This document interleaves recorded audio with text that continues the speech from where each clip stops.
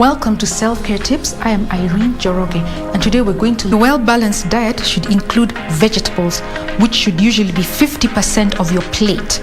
You can choose greens of all types, salads, and remember, raw vegetables always produce the best results in your body because the vitamins have not been tampered with. And then next is your protein. Your protein content should comprise at least 30% of your plate. Your meat, your proteins, whatever meat you decide to use, whether it's fish, chicken, or even beef or mutton. But mutton is fatty, so use less of it.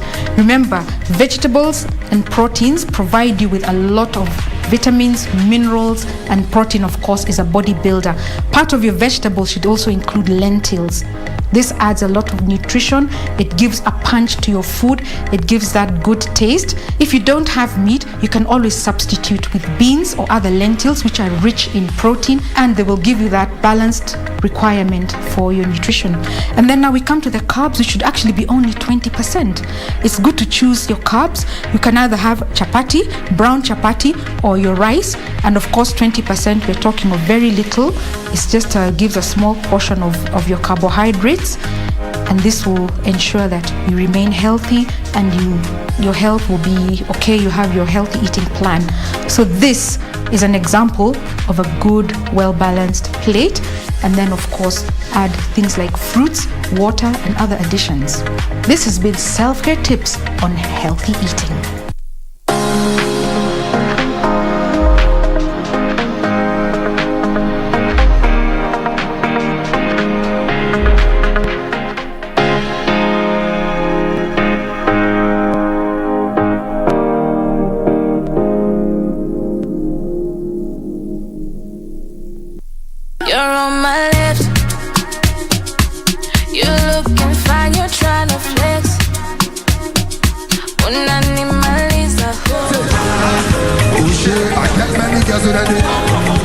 Kenyan songstress Nikita Kering took home 2 awards: Best Female Artist East Africa and Best Artist Duo or Group in African R&B and Soul.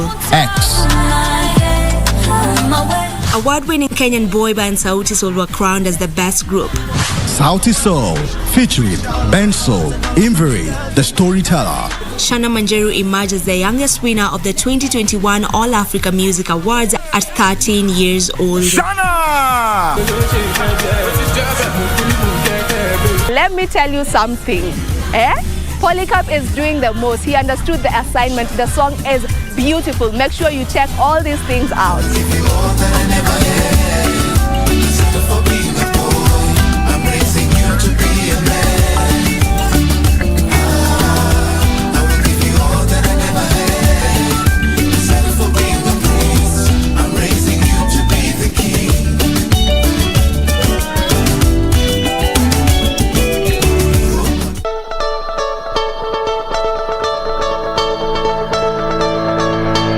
This Tuesday on Good Morning Kenya. If you look at regulated sanitation coverage, and I say regulated because when you go to the rural areas, there's a lot of what is unregulated. People have sanitation if you go to your village. Can you sit back and say that, yes, we are going for the next election, and you can give yourself a pat on the back and say you have delivered? We have done well. The next question a Kenyan out there in Pokot will ask, I don't have access to clean water. How can you be clapping?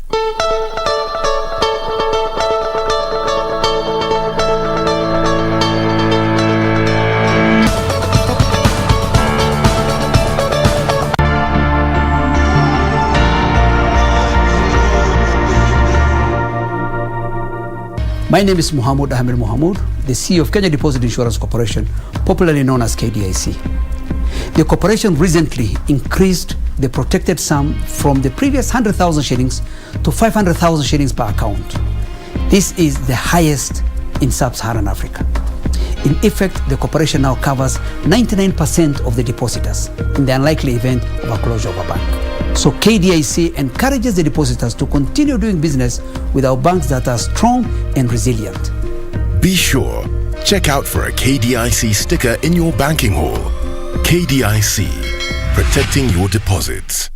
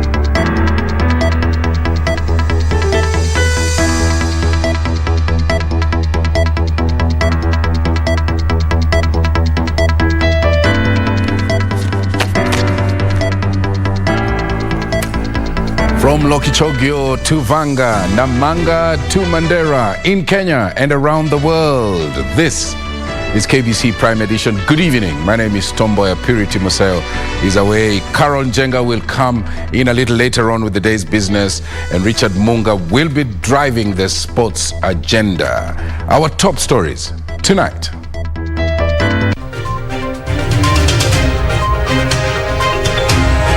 Your acts, coupled with the immense sacrifice of our health workers, forestalled what could have been a national catastrophe. Service to the nation. Security forces receive accolade for role in COVID-19 containment measures. Tomorrow, after our NERC meeting, there will be determination in when it comes to quarantine, which countries, who, where, when. But it looks like it may be possible that we will have to put in place quarantine measures. Taming Omicron. Government considering reintroduction of quarantine for visitors. Not yet off the hook. Court upholds DCI boss's 4-month jail term.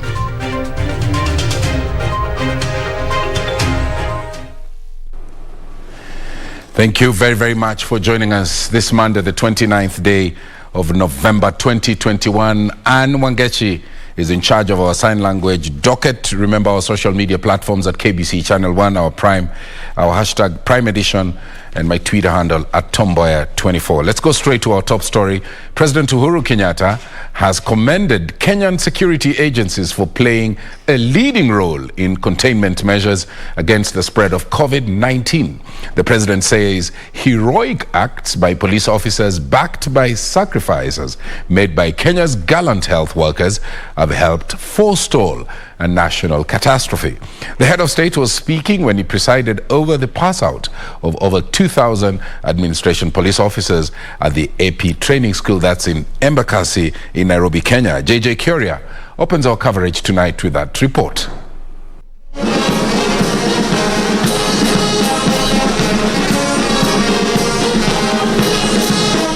At the Administration Police Training College in Embu,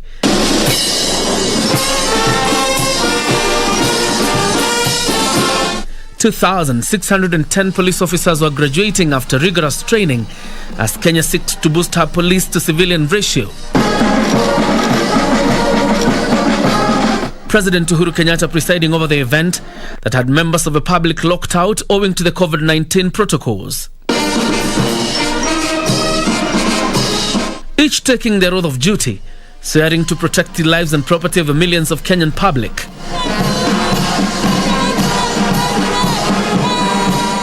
President Kenyatta used the opportunity to underscore the huge role played by the police in stemming the spread of COVID-19 in the country. Your acts, coupled with the immense sacrifice of our health workers, forestalled what could have been a national catastrophe. That mission of enforcing public health measures was not part of the regular operations of the NPS. President Kenyatta charged that the seamless manner in which the service adapted to the new demands imposed by COVID-19 is a reminder of the fluid nature of a contemporary law enforcement environment, and urged the new officers to continuously improve their competencies. You are the face of the organization. Whether in uniform or in civilian attire, whether on duty or off duty, your individual and collective actions will reflect on the National Police Service. While reiterating the government's commitment to continue supporting reforms in the service and the welfare of the servicemen and women, the head of state cautioned the new officers against engaging in corruption. My plea to you today is not to allow the fruits of your many years of sacrifice wither because of graft. Save yourselves and your families the agony, the shame, and the tears that come from prosecution, suspension, and being exited from the service. While the United Nations recommends a police-to-citizen ratio of 1 to 450, Kenya stands at a ratio of 1 to 1,150, one of the best in sub-Saharan Africa. John Jacob Kuria, Prime Edition. Meanwhile, President Uhuru Kenyatta will address a joint sitting of Parliament Tuesday in what could be his last State of the Nation address as president. The head of state has in the past used the State of the Nation address to highlight development progress as well as measures being taken by government to secure the country from external aggression. The president will be addressing the joint sitting in accordance to Article 132 of the Constitution. Honorable Speakers, that requires him to address Parliament on all the measures taken and the progress achieved in the realization of national values and submit a report for debate to the National Assembly on the progress made in fulfilling the international obligations of the Republic. The address, which is the 8th under President Kenyatta, is however significant as it could be his last as the country goes to the polls in August next year. The president is largely expected to dwell on his achievements since assuming power in 2013. The maritime border dispute between Somalia and Kenya will most likely feature in the speech, with President Kenyatta insisting that Kenya would not cede an inch to its neighbor. Kenya's place in the community of nations and its strategic place in the restoration of peace in the territories of our neighbors may also feature in President Kenyatta's speech. John Jacob Curia, Prime Edition. Now, the government is considering reintroducing compulsory quarantine measures for those entering the country to curb the spread of the newly discovered COVID-19 strain, Omicron. Health Chief Administrative Secretary Dr. Massimo Ngangi says Kenya has heightened surveillance at all points of entry. The World Health Organization says that it is working to establish whether the new variant is associated with more transmission, severe illness, as well as vaccine evasion. The National Emergency Response Committee on COVID-19 will meet on Tuesday to deliberate on how best to protect the country from Omicron, the new COVID-19 strain which was recently discovered in South Africa. Among the issues set to be discussed include the reintroduction of quarantine centers for those coming into the country. Tomorrow, after our NERC meeting, there will be determination when it comes to quarantine, which countries, who, where, when. But it looks like it may be possible that we will have to put in place quarantine measures. Protective quarantine space as we test them and then release them to the community. So we still have those. And once the guidelines and travel advisory come out tomorrow, we will be able to announce and publicize which facilities will be quarantine centers. The government says it remains on high alert even as countries around the world continue to announce far-reaching measures to contain the spread of the new strain. We've heightened our surveillance activities, particularly at the ports of entry. Coming into Kenya, of course, there will be need for you to present a COVID-19 negative certificate.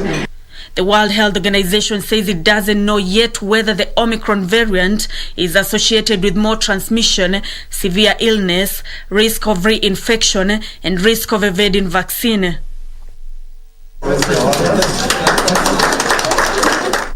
Meanwhile, the Ministry of Health, in collaboration with pharmaceutical Novo Nordisk, have launched a competence-based training curriculum for diabetes. The curriculum is set to harmonize the provision of diabetes education and training in Kenya for better care and treatment of the over 2.5 million people living with the disease. It essentially helps us to pick diabetic cases earlier. It helps us to get children who may be diabetic and who may be misdiagnosed, as well as adults, and then to ensure that they get the proper care that they so very much need. And additionally, beyond providing a curriculum for healthcare workers, we've also then put together a curriculum for peer educators. It's all about making sure that the patient is in focus, listening to the patients. It's all about making sure that all actors are brought to the table, including both private sector, government. Nancy Okware, Prime Edition. Now, let's look at the COVID situation in the country. Kenya has so far vaccinated over 6.95 million people against COVID-19. According to the Ministry of Health, 4.29 million have been partially immunized, while over 2.66 million have received both doses over the last 24 hours. 28 people have tested positive for the virus from 2,969 samples screened, indicating a positivity rate of 0.9%. The fatalities are now at 5,334 after one late death, was reported from the facility. Record audit in November. Global statistics from the Johns Hopkins University indicate that over 261.6 million people have been infected, while over 5.2 million have died, sadly. Now, on to that Jimmy Wanjigi story, and the Firearms and Licensing Board has accused businessman Jimmy Wanjigi of litigating and enforcing court orders against the wrong parties. This follows petitions filed by Wanjigi leading to the sentencing of the Director of Criminal Investigations. The board further said that Wanjigi should have dealt with the board directly for any assistance and not the National Police Service. The board has directed Wanjigi to appear before it for mandatory vetting. This follows a directive by Cabinet Secretary Interior to all licensed civilian firearms certificate holders to undergo vetting and subsequent renewal of their firearm certificates.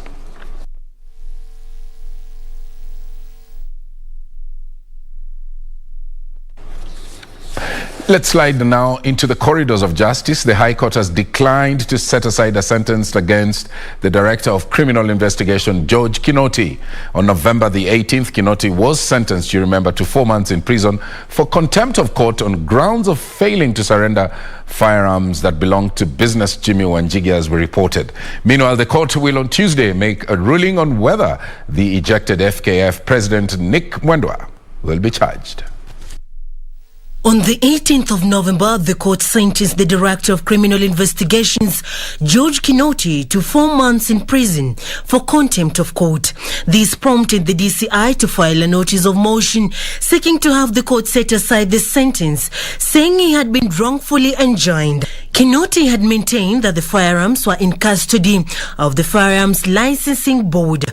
In a ruling delivered virtually by Justice Anthony Murima, the court declined to set aside the sentence, saying the DCI did not prove how the firearms were transferred to the board, hence the sentence remains in force.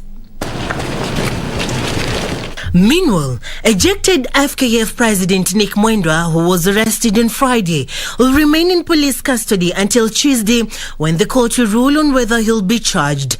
Mboya had earlier on been set free after a miscellaneous application seeking to detain him for 14 days was closed. Shortly thereafter, he was arrested again. Appearing before Chief Magistrate Eunice Nyutu, Mboya, through his lawyers Eric Mutua and Mutula Kilonzo Jr., objected to plea taking as they called on the court to review the Sports Act. In violation of Article 10 of the Constitution, the state acted in bad faith. A charge cannot be preferred against Nick Mboya based on the regulations and the Sports Act, because if the DPP and the executive can be allowed to flout those regulations, it means that those regulations and the provisions of the Sports Act 52, 53 and 54 have no legal value. The ruling on whether he'll be charged will be delivered on Tuesday. Serafina Robi for Prime Edition. From the court straight into politics, Deputy President William Samoei Ruto says tribal parties have no place in Kenya's politics. Speaking at his current residence, where he engaged members of the Wamama na Hasla, Ruto termed politics based on tribal formations as the biggest impediment of Kenya's development, as they propagate hate, division, as well as ethnicity. Deputy President William Ruto hosted women political mobilizers under the Wamama na Hasla banner at his current residence,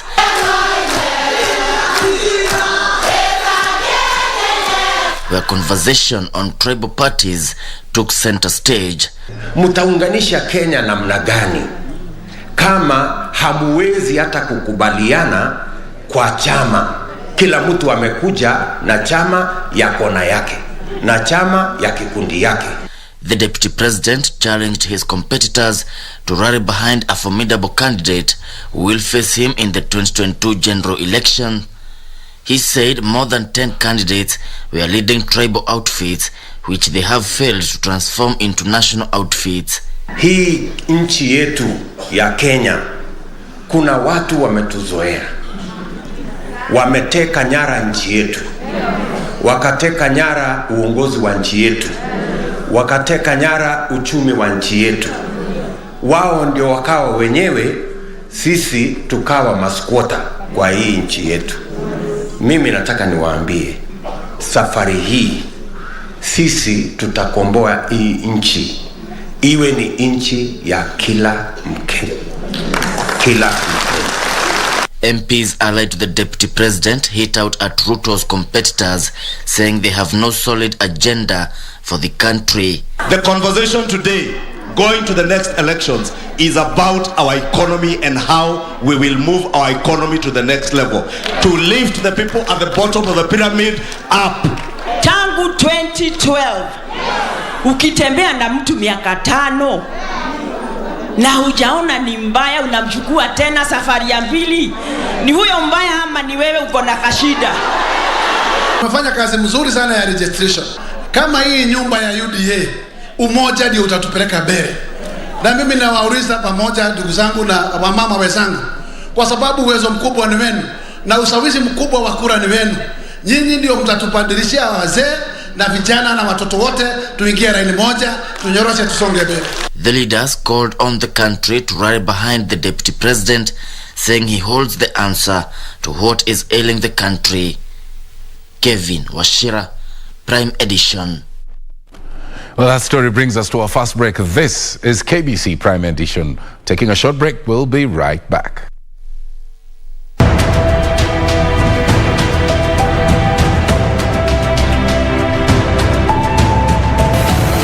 Sasa ndugu Rais amekwenda kuweka jiwe la msingi kabla ya kutoa hotuba na kuwazungumzia wananchi wa kule. Kama mnavyoona, amefuatiwa na board of directors, yani wale wakurugenzi wanaohusika, kina Meta pamoja na bwana Muliro na waziri bwana Jeremia Nyaga wa ukulima, halikadhalika namwona kwa huko nyuma pia bwana Cheboyo na wengineo wengi ambao wako hapa, kama bwana waziri bwana Mboya, na vile vile yuko pale bwana Jiji Kariuki. Makofi ndio hayo baada ya kuweka jiwe la msingi.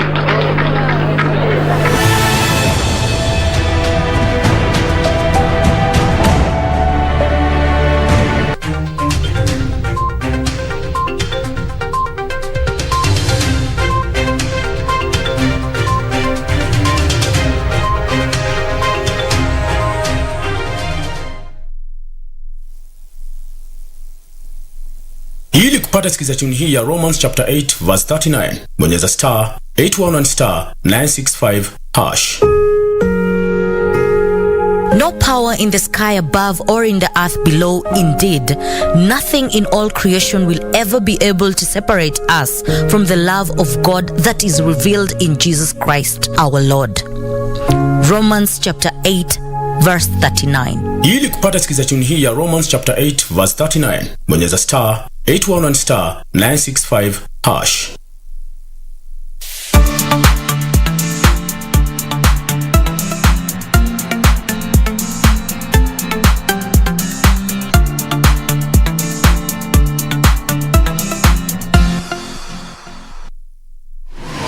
Log on to the KBC website at www.kbc.co.ke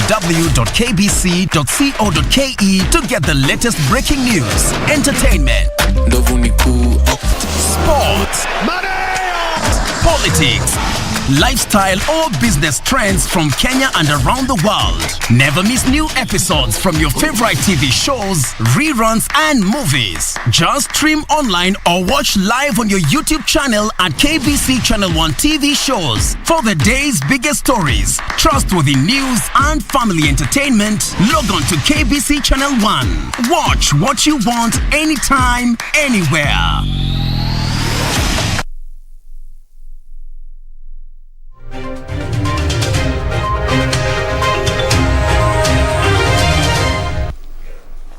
Welcome back. Now, Kenya Broadcasting Corporation staff in Mombasa are ahead of us. They held their end-year party reflecting on the year that has mainly been dominated by the COVID-19 pandemic. Coast Region Controller of Programs, Ann Kazungu, said, though the journey has been bumpy, it was worth celebrating. The event brought together affiliate stations, Pwani FM, radio, and the station's counterparts from Kenya News Agency.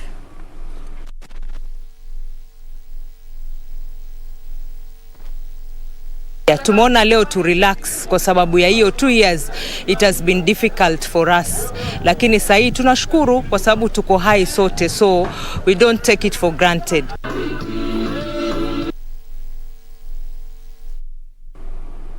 Good for the heart. Now, destruction of evidence and untimely reporting of sexual offences has led to an increase in the trafficking of minors for sex at the coast region. A report conducted in 2019 by the International Justice Mission indicates over 20,000 minors fell victim, with Mombasa, Kwale and Kilifi counties recording high incidents. Our reporter Juni Karisa with more. Mombasa, Kilifi and Kwale counties have been zoned as hotspots for sex trafficking at the coast, with over 20,000 minors reported to have fallen victim to the vice. The International Justice Mission says perpetrators of this vice have made it nearly impossible for authorities to break the chain. If we only deal with the perpetrator and we forget the facilitator, then the facilitator will always organize another situation in which another child or that very same child is abused. And so we are trying to ensure that every person who's involved in this chain of abuse of a child is brought to book. IJM senior manager has faulted guardians for providing an enabling environment to the unlawful act. There is a supply environment for children to be abused sexually. And therefore, when the tourists come, both domestic and international, they find a situation in which there's a lot of opportunity to engage in sexual activity with children, which then, compounds the problem. Untimely reporting of cases and destruction of evidence has made it difficult to prosecute sexual offences. When you look at the numbers that are being reported, or the ones that have been identified through research, they're actually lower because there are so many other cases that are taking place. But since there's an environment that is allowing an environment of agreement between the perpetrator and the survivors and the victims, then it becomes very hard for these cases to be reported. The Justice Mission called for a change in perception and cultural norms that contribute to the abuse of the minor. Kwanza unapata ule mtoto atakuwa ni mtu wa kustuka kila dakika, ni mtoto alikuwa ni mtoto mcheshi, anakaa peke yake. Kwa hivyo ni vizuri haya masuala yanapotokea ni lazima hata usome kuishi nayo na ujitokeze upeleke kwa vyombo vya usalama na utafute washauri, manake ni kitu inawezaenda ikadhiri hata mtoto kiakili. Juni Karisa Mbele from Mombasa County for the Prime Edition. There's an item here on health. The government and partners in the health sector have been challenged to put in place disability-friendly health facilities and services for women living with disabilities seeking sexual reproductive health services. An NGO christened the Challenge to Challenge Women organization Monday engaged community leaders drawn from different areas here in Nairobi in a sensitization campaign on sexual reproductive health rights of women and girls living with disabilities. Tulisema as WCC. The organization that champions for reproductive health rights of women and girls living with disabilities engaged community leaders to sensitize them on sexual reproductive health rights of this population of society. So when we go to the hospital, you see the faces and the facial expressions of the nurses and doctors wondering who gave you that pregnancy. We have feelings like any other person. Ujumbe ukiwafikia watasikia kana kwamba pia hao wanahusishwa katika shughuli za kawaida za maendeleo mtaani na katika surrounding hiyo, kwa sababu wakati mwingi huwa ujumbe kama hauwafikii. Fika uko kwa line, umefika, daktari akikuangalia na kuambia wewe ungoje kwanza. Kwa nini ungoje? Kwa sababu ni disability, ajui bila tadili na wewe. The organization's leadership say there is need for inclusion of disability-friendly facilities in hospitals, especially for deaf and visually impaired patients that cater for their needs. So we want to ensure that the accessibility is good. The nurses are trained on sign language so that persons with deafness are able to come there and access services without bringing in third parties. Because when third parties come in, privacy is compromised. Unaweza pata huyo mlemavu ameenda mahali aende akahudumiwe, instead of kuhudumiwa ule mtu amepata pale anamuignore. The leaders who convened at the Friends Community Center in Makadara have pledged to take the message of inclusivity to their local communities. An item here on gender-based violence. Community-based organizations have been challenged to take up government funds and empower community groups to start small businesses, noting that this will help deal with increased cases of sexual as well as gender-based violence. Economic insecurity has been identified as a major cause for the rise in cases of gender-based violence in the country.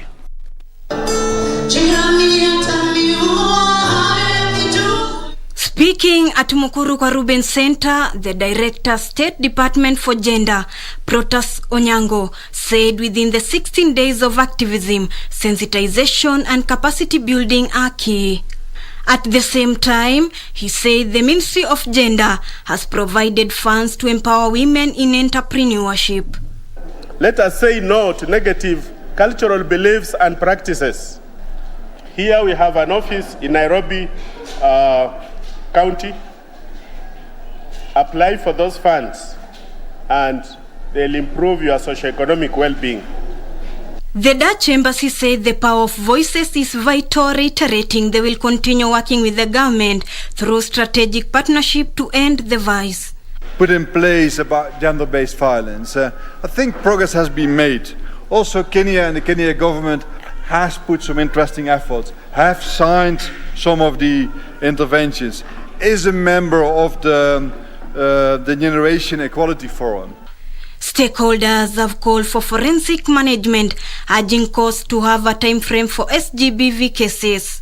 We also have our child protective volunteers, our CHVs, our gender defenders, and our paralegals. All of you are working towards one goal. We have been going round, and there are quite a number of facilities that have been launched. And as I'm talking now, we have 46 integrated GBV facilities within our public facilities, and also adding on to the private.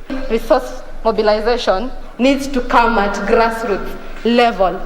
We need to be empowered with expertise to ensure we are able to resource for our own selves, we are able to implement those projects. Cases of sexual and gender-based violence have escalated during the COVID-19 pandemic era. On its part, the government has reiterated its commitment to end sexual and gender-based violence in the country. For Prime Edition, I'm Ruth Wamboi. From GBV to mental health, a group of women and men from Nakuru County have embarked on mental health sensitization campaigns aimed at encouraging people to seek counseling in effort to curb rising cases of suicide and related crimes. The group, under the theme, "It's Okay Not to Be Okay," says that the initiative has seen over 150 people going to mental therapy clinics to connect with therapists, debrief, and also to find a sense of community and purpose in their lives again. Statistics on mental health reach an all-time high. It's okay not to be okay. It's okay not to be okay.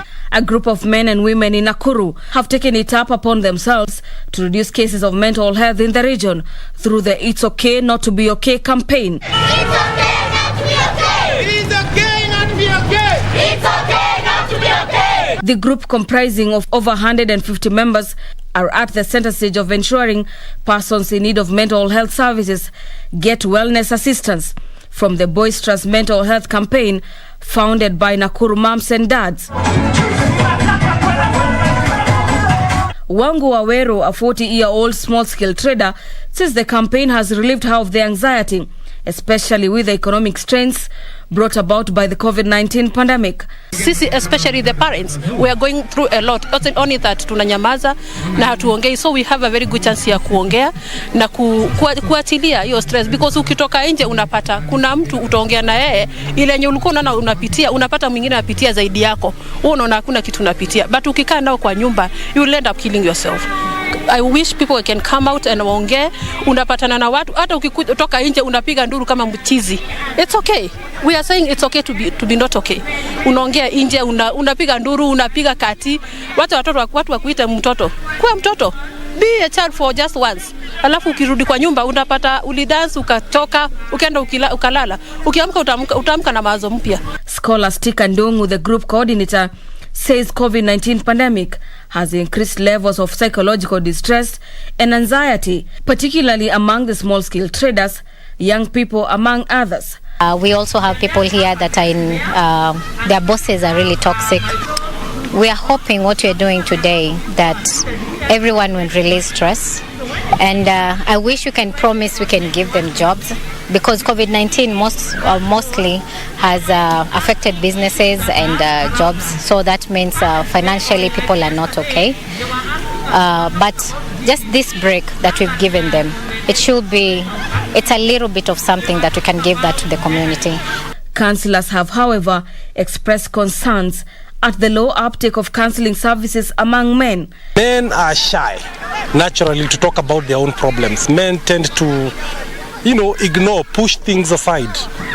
But in real sense, actually, they suffer more because they are afraid of sharing, So we are encouraging even men to talk about their problems, A problem shared is a problem solved. So we are encouraging men not to suffer in silence. Hakuna wanaume mtu kuumia kama amenyamaza. 60% of Kenyans suffering from poor mental health, either knowingly or unknowingly, suffer from mental illness and are reluctant to seek treatment. It's okay to talk about, what's troubling you. It's okay, to share. And there's no shame in sharing. Most people tend to bundle up things and, up inside, and after a while it explodes. You can only bundle up for so long. Cases of suicide in the country have also risen at an alarming rate of 58%, with data from the Ministry of Health indicating that more men are likely to die from suicide than women.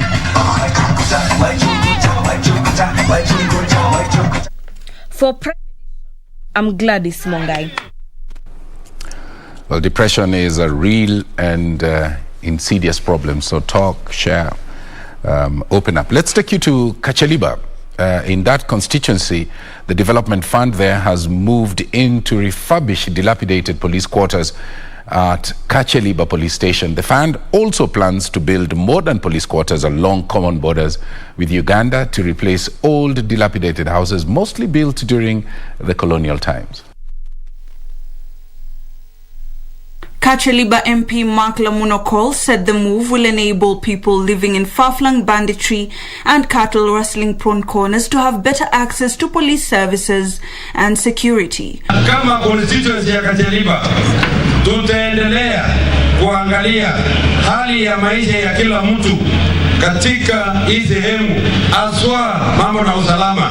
The legislator, while handing over the structures, said the situation is worse for police officers in remote outposts as they operate from makeshift huts. Lamunokol said the National CDF board was also constructing Kanyaru's police station at the border of Kenya and Uganda to handle small cases of cattle theft and cross-border conflicts. Sigor MP Peter Lochakapong, who was also present, hailed the police for the good engagement on community policing, with residents saying it has helped in weeding out criminals within the region. Nashukuru OCS hapa na wale ambao wanasimamia kituo, kwa sababu nimeona kwamba wanatangamana vizuri na wananchi. Now, transport along the busy Embu highway was paralyzed for hours Monday after angry parents of Isangi Primary School blocked the road to protest increased cases of road accidents in the area. The protest left most passengers stranded after the irate parents used logs to block the road, forcing police to intervene. Transport along the busy Embu highway was halted for the better part of Monday as residents barricaded roads, protesting the rise of road accidents that have so far claimed the lives of 3 school-going children. Shinda, watu wanaongewa hapa daily, asubuhi, mchana. Kwani shinda gani? Tukiogopa babu, siko kwa sawa. Hatuna sina na county government. Atuwekea tu babu, tutakuwa sawa. The accidents the locals blamed on speeding drivers who are careless about traffic rules. The aggrieved parents claim they have lost many lives for the last 3 years and nothing has been done. Radi hapa mpaka watu wa Kenya waweza kutusikiza. Sasa tunalia tu mambo ya babu, hata kitu kingine babu peke yake. Sasa huyu ni mtoto wa 3. Wa kwanza aligongewa pale, wa pili amegongewa pale. Huyu ni wa 3 sasa aligongewa juzi pale. Sasa tunauliza hii spindi yote ya gari kutoka tumelia babu miaka 3 kutoka kwenda kwa Kaliba. Hiyo ndio tu babu inakosa. Kutoka PI kwenda Bifathers tunataka bumps na si moja na mbili, tunataka bumps mingi. Kumekufa watu na gari zinapotea, ndio maana tunasema tuwekewe bump. Hofu sababu watoto wengi wanatoka pande hii wakipita pande hii shule. Sasa watoto wanakufia hapa. Watu wa boda pia wakipita ni shida. Zebra crossing tuwekewe. They claimed some section of the highway have speed bumps but have been neglected. For Prime Edition, I'm Gladys Mungai. Now, the Ministry of Foreign Affairs has given the United Nations Environmental Programme, UNEP, the assurance that Kenya is committed to the global cause of tackling climate change and pollution. Speaking during commemoration of UNEP's Golden Jubilee, Foreign Affairs Principal Secretary Ambassador Macharia Kamau said that Kenya, like many other countries, has been affected by the harsh realities of climate change. Kamau says human activities pose the biggest threat to the environment and that Kenya will work closely with global partners to ease the pressure on the ecosystem.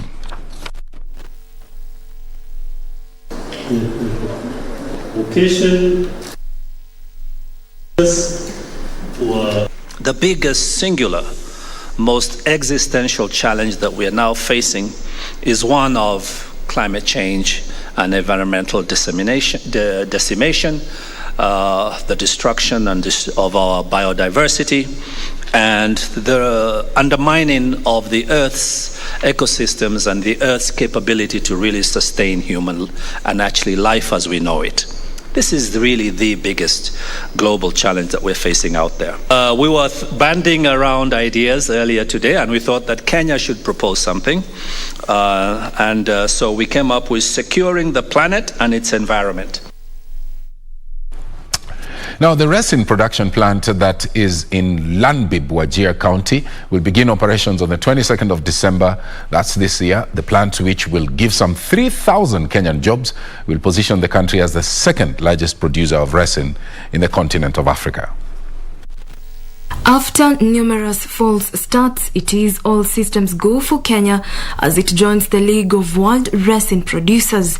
Located in Wajir County, the resin production plant will use locally sourced gum and put thousands of Kenyans to work. We are looking forward to employ quite a number of youth, about 3,000 youth in the entire Wasongiro Basin. This one, of course, will give them, the opportunity to provide jobs in terms of collections and also in terms of skill productions.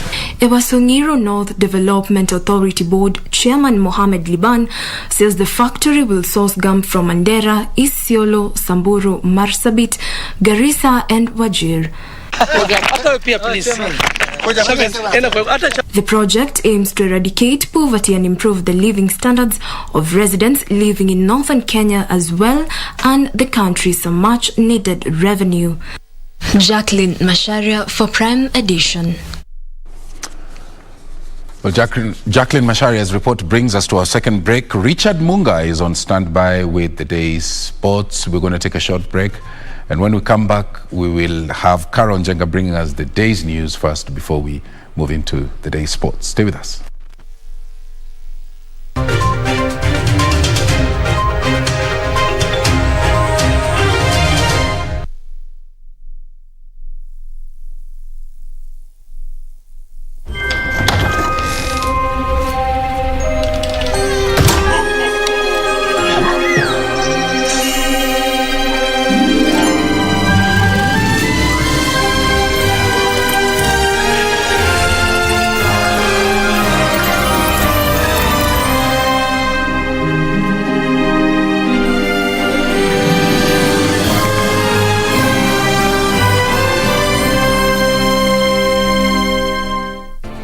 Do you have a news story to share with KBC?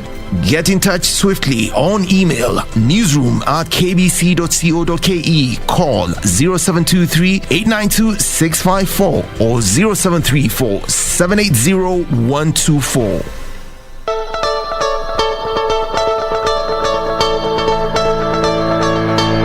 This Tuesday on Good Morning Kenya. If you look at regulated sanitation coverage, And I say regulated because when you go to the rural areas, there's a lot of what is unregulated. People have sanitation if you go to your village. Can you sit back and say that, yes, we are going for the next election, and you can give yourself a pat on the back and say you have delivered? We have done well. The next question a Kenyan out there in Pokot will ask, I don't have access to clean water. How can you be clapping?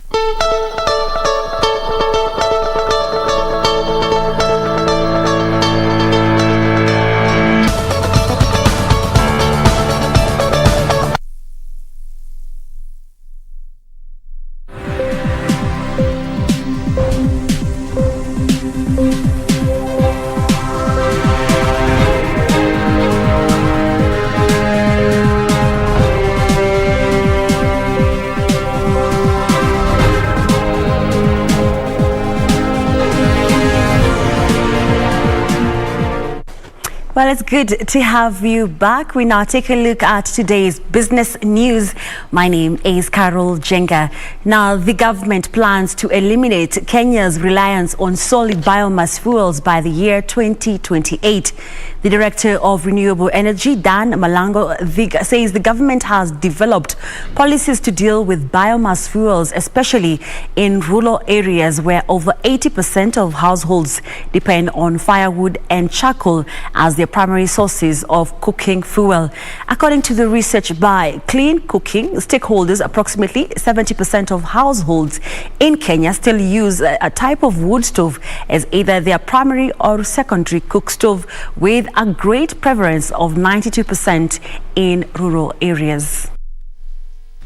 In Kenya, up to 34% of wood fuel harvested is unsustainable, contributing to environmental degradation and climate change. This corresponds to 64.7%, equivalent to 8.1 million households in Kenya using wood as their primary cooking fuel. It is estimated that complications from households' air pollution through inefficient stoves and fuels claims 21,560 lives annually in Kenya, according to a recent study by the Kenya cooking sector. The most affected are the women and children below the age of 5 who spend most of their time with their mothers. Stakeholders at the second Clean Cooking Expo called for collaborative efforts to accelerate the implementation of clean cooking techniques that are accessible and affordable. The government can decide today every home must have a stove, non-negotiable. Look at the time and the money this government has spent on HIV/AIDS. Why can't we do the same about cooking if it is so important to this government? Even though Kenya is targeting the use of modern clean cooking solutions for all by 2028, the number of households still using biomass fuel as their primary cooking fuel is high. The Director of Renewable Energy, Dan Malango, has said to achieve this, the government will collaborate with clean cooking sector stakeholders and support the development of appropriate policy frameworks. We have come up with a strategy. We are calling it the bioenergy strategy, which articulates what the actions we need to do, and it encourages partnership across all stakeholders. He noted the reintroduction of 16% VAT on cooking gas and high cost of electricity is watering down efforts to make clean cooking accessible and affordable. High cost of these technologies will definitely affect the rate of adoption. And the effect will not be positive, it will be negative, and we need to really get government to realize this. The Institution of Engineering, Technologists and Technicians, Kenya, is keen on having in place a clear career path policy for students pursuing engineering courses. To achieve, the institution plans to work closely with the government in drafting of policies about the profession, as well as with TVET on curriculum that meets the country's professional demands.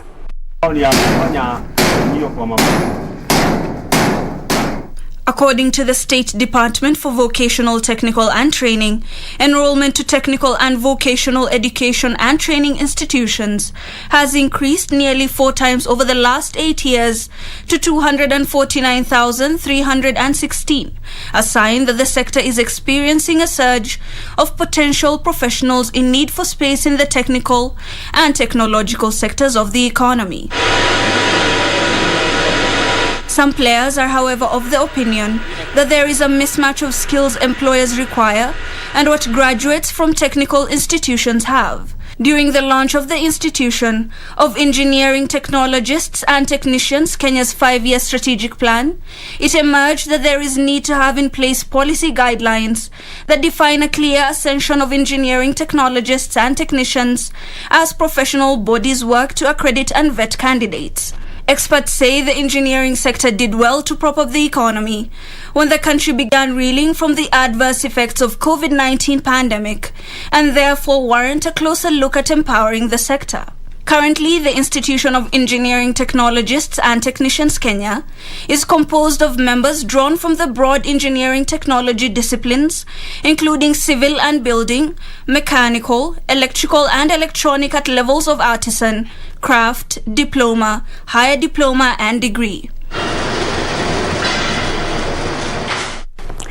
The central bank is considering having its information about the banking industry hosted at Konza City's National Data Center. This emerged during a visit to the National Data Center by a delegation from the CBK led by the CBK Deputy Governor Sheila Mbijiwe. Here are details. The Konza Technopolis City's National Data Center currently hosts data for 10 key institutions in the country drawn from both public and private sectors. The Central Bank of Kenya could be the next addition as the banking industry regulator considers moving its servers to the National Data Center. Central Bank Deputy Governor Sheila Mbijiwe led a delegation from the Central Bank on a tour of the facility. The visit was informed by the Central Bank's desire to strengthen its banking system and data protection function. Central Bank of Kenya has its own data that it must protect, and we have data centers. And we also have a banking system which needs to protect its data. So to compare data centers throughout the country and across into different countries is very important for a central bank. The Central Bank Deputy Governor said the facility's capacity is comparable to data centers in developed countries, thus placing Kenya on the path towards transformation into a knowledge-based economy. The National Data Center here at Konza Technopolis is very critical for the country. It's our digital platform as Konza Technopolis as a smart city. Secondly, we will host the applications, all kind of data from here at the Technopolis and also from both government and private sector. We also going to be part of global platforms of data centers because we have certified to the global standard. The Central Bank joins a growing list of public and private sector institutions pursuing investment opportunity at Konza Technopolis. Well, and that's all we had lined up for you. Up next is the Forex Market Report. And also our shares have been trading at the Nairobi Securities Exchange. My name is Carol Jenga. Have a good night.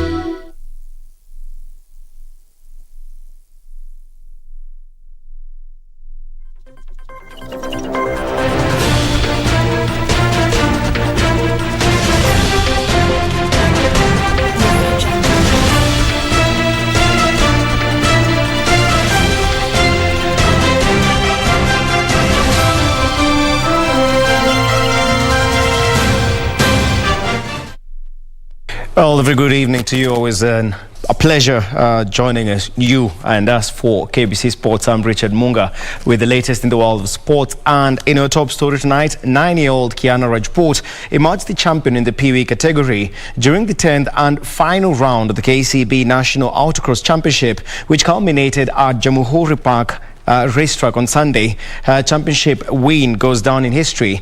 She is the first female driver to ever lay her hands on a PW Autocross Championship in Kenya. Speaking on the recognition, Kiana said that she had been dedicated and practiced hard to improve in her skill. The season, which started in January at the Waterfront Karen, has seen drivers from different age groups compete for championship title opportunities with cars, quads and badges. In the final round, 29 drivers completed survey at the mud splattering experience prior to the track drying up in the afternoon heat round. And we stopped autocross for a while, and that just made me forget all the things about it, because I haven't we practiced a bit, but it was too much waiting and stuff. 15-year-old Brandon Nganga emerged the champion in the two-wheel drive non-turbine junior badge category after he beat Neil Gohin in the home stretch. Daniel Mwendwa, Sports. In other news, Martin Mboya emerged the overall winner of the 2021 Leicester Golf Tournament that was played at the Par 71 Nyali Golf and Country Club in Mombasa County. The handicap 17 golfer, who is also a member of the club, carded a 39 stable 4 points to win the title after posting a 17 and 22 points in both nines. The day-long 18-hole Stableford charity tourney in aid of war veterans in country attracted 140 golfers from the home club, Sea-Link, Mombasa Golf Club, Leisure, Vipingo, Malindi and invited guests. He has a history of, supporting charitable causes, and as usual today we were very happy to step up to the occasion and host this tournament. We hope to raise quite some money in the evening later on for charitable causes. Handicap 15 George Choge was the men's winner with a count back score of 38 points after tying in the same points with men's runners-up Handicap 6 Kevin Smith. Handicap 13 Trufeno Yaro won the ladies category with 37 points, while Handicap 39 Divina Ongali was the runners-up on 36 points.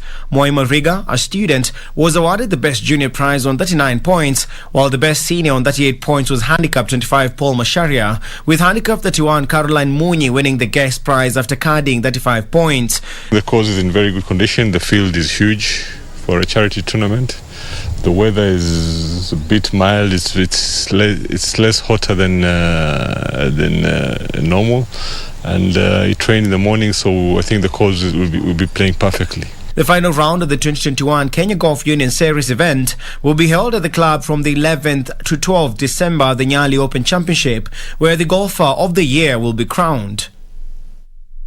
Elsewhere, Athletics Kenya on Monday held their fourth round of consultative forum with athletic stakeholders in the Mount Elgon region to identify unresolved issues affecting the sector. The session was held at Mount Elgon High Altitude Training Center in Kaptamawad, where different athletes spoke in unison about the need for proper training facilities in the region. Tokyo Games Olympian Asbel Kipsang decried the low progress of works on the High Altitude Center as athletes are forced to make painful adjustments. Africa Under 18 800-meter silver medalist Sheila Chepkosgei said many junior athletes in the region can now follow in the footsteps of legends like Ben Jipcho, Juma Ndiwa, Shem Kororia and Milka Chamos, among others, but lack the requisite support from the relevant authorities. Wakati tunasema athletes wanatakikana wakuja kwa mkutano wao na Athletics Kenya officials headquarters, wale athletes tunapata ni wale wakubwa, wale wako na majina, are not actually the people we want. We are looking for the athletes who are growing. Naomba tena next time pesa iwe support. Nataka mpaka niingie team ya Olympic. Kwa sababu mimi nika namaliza shule, niko mwanzo mwezi wa 3. Na ningeomba kwamba nimaliza shule niongeze na kikosi cha polisi ama jeshi. Meanwhile, Kenya's Cyprian Kotut and Ethiopia's Sehe Olemu Maru took the honours at the 37th edition of the Essex Firenze Marathon, a World Athletics label road race. Kotut crossed the finish line in 2 hours, 8.59 minutes, recording the second fastest time in the history of the Florence Marathon. The 29-year-old missed James Kuto's course record by 17 seconds. Samuel Lomoy from Kenya finished second, improving his personal best from 2 hours 12.14 minutes to 2 hours 9.54 minutes. Olivier Ibraburuta from Burundi completed the podium, taking that place in 2 hours 10.13 minutes ahead of former Eritrean record holder Kibrom Rosam. In the women's race, Maru set the fourth fastest time in the history of the women's event in Florence with 2 hours 27.17 minutes, beating her compatriot Margetu Ifageletu by 4 seconds.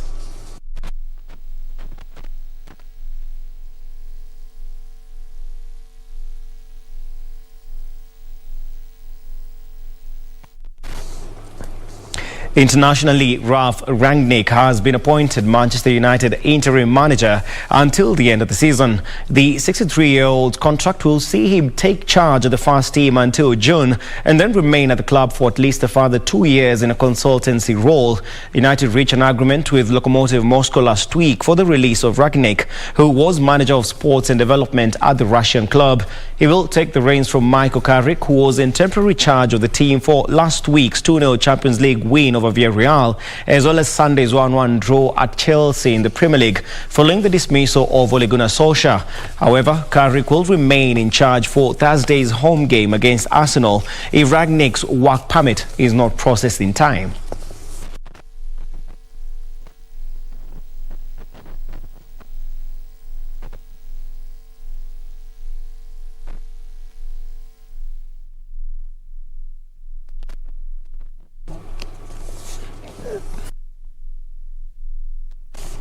Oh, that's it for sports tonight, but visit kbc.co.ke, the sports category, for more of the updates that you've heard tonight, as well as other sports making headlines. I'm Richard Munga. Do have a lovely night.